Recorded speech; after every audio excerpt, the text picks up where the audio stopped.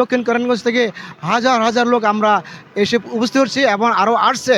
আমরা শুধু একমাত্র নেত্রীকে দেখার জন্য, এক নজর দেখার জন্য আমরা দেখেন বিগত 17 বছর সে কারা নির্যাতিত এবং এই দেশ ছেড়ে সে চলে যায় নাই। স্বৈরাচার সরকার তাকে কীভাবে নির্মমভাবে আপনারা দেখতে পাচ্ছেন গুলশান থেকে সে তাড়াই দিয়েছে এবং জেলে বন্দি করে রেখো আমাদের মাটি মানুষের নেত্রী এবং আমাদের মা সে দেশ ছেড়ে কোথাও চলে যায় নাই।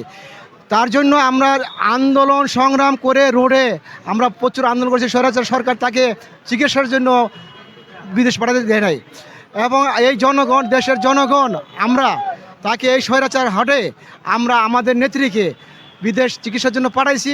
সে চিকিৎসা শেষে আজকে আসছে হাজার হাজার নেতাকর্মী আমরা তাকে এক নজর দেখার জন্য তাকে আমরা সম্মাননা দেব ঢাকা দক্ষিণ কেরানীগঞ্জ শ্রমিক দলের পক্ষ থেকে।